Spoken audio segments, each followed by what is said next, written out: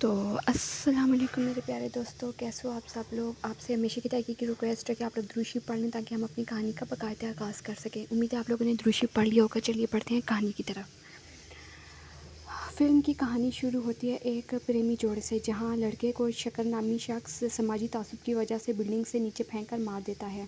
خبر بنتی ہے کہ اس نے پڑھائی کے دباؤ کی وجہ سے خودکشی کی۔ اس کے بعد ہم ملتے ہیں نیلسن سے، جو ایک لوور کلاس لڑکے سے جو ایک لوور کاسٹ لڑکا ہے جو لاء کے کالج میں داخلہ لیتا ہے۔ وہاں اس کی ملاقات ودھی سے ہوتی ہے جو ہائی کاسٹ سے ہے، اور دونوں میں دوستی پھر محبت میں بدل جاتی ہے۔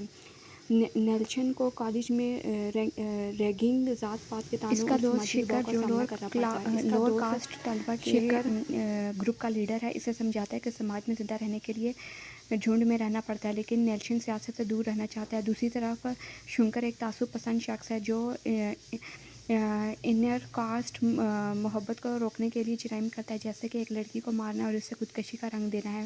ودھی کی بہن کی شادی میں نیلسن کو رونگ اور اس کے دوست ذلیل کرتے ہیں، حتیٰ کہ اس پر پیشاب کر دیتے ہیں اور اس کی تذلیل کرتے ہیں اور اسے مار دیتے ہیں۔ ذات پات سے متاثر ہو کر، جو ذات پات کے تعصب کی وجہ سے مرا تھا، آخر میں نیلسن ہمت کرتا ہے اور رونگ سے لڑتا ہے، اپنے ساتھ ہونے والے ظلم کی کہانی سب کے سامنے رکھتا ہے اور کہتا ہے کہ سماج کی سوچ چھوٹی ہے اور طاقت پیسوں سے نہیں ہمت سے آتی ہے۔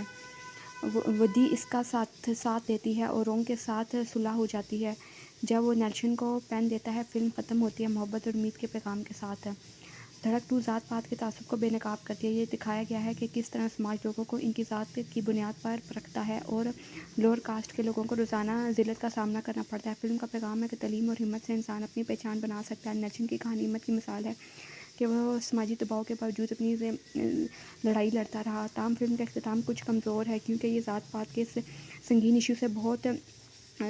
ایشو سے ہٹ کر رومانس پر فوکس کر جاتی ہے۔ پھر ہمیں فلم میں سوچنے پر مجبور کرتی ہے کہ ذات پات کا تعصب آج بھی موجود ہے۔ حال ہی میں ایک واقعہ جہاں ایک جادو شخص کو خطہ سنانے سے روکا گیا، اس کی مثال ہے۔ ہم کہتے ہیں کہ ہندوؤں کو ایک ہونا چاہیے، لیکن ذات کی بنیاد پر شادی یا رشتوں کو روکنا کہاں کا انصاف ہے؟ اسلام ایک واحد اور عمدہ مذہب ہے جس میں ذات پات کا کوئی ایلیمنٹ شامل نہیں۔ اسلام میں کسی کو کسی پر فوقیت حاصل نہیں سوائے تقویٰ کی بنیاد پر۔ تو اسلام یہ جو اپنے ماننے والوں کو عزت اور احترام دیتا ہے۔ اسلام تو دوسرے مذاہب کے لوگوں کو بھی احترام کی نگاہ سے دیکھنے کا سبق دیتا ہے۔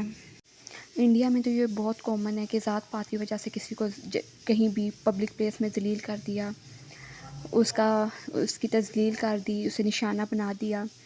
تو یہ تو بہت عام ہے انڈیا میں، لیکن اسلام اس کی بالکل بھی اجازت نہیں دیتا۔ اسلام اپنے پیروکاروں کو دوسرے انسانوں کی بھی عزت کرنے کی تلقین کرتا ہے۔ تو آپ سے یہی ریکویسٹ ہے کہ ایک بار اسلام کا ضرور مطالعہ کریں۔ جیسا کہ اس فلم میں دکھایا گیا کہ وہ لڑکا کالج میں بہت اپنی ذلت کا سامنا کرتا ہے اور وہ ہمت نہیں ہارتا، پھر وہ ثابت کرتا ہے کہ ذات پات کچھ بھی نہیں ہوتی، یہ صرف انسان کی تخلیق کردہ عجیب سی کوئی چیز ہے جس کا کوئی وجود ہی نہیں، انسان اپنی قابلیت پر ہی مانا جاتا ہے۔ تو یہیں پر اس فلم کا اختتام ہوتا ہے، جو کہ اینڈ میں اپنی سٹوری سے ہٹ کر، ذات پات کے چیپٹر سے ہٹ کر، اس ٹاپک سے ہٹ کر یہ رومانس کی طرف چلی گئی ہے، جو کہ عجیب سی لگ رہی ہے اینڈ میں۔ باقی اوور آل مووی ٹھیک ہی ہے۔ ملتے ہیں اپنی نیکسٹ ویڈیو میں۔ اللہ حافظ۔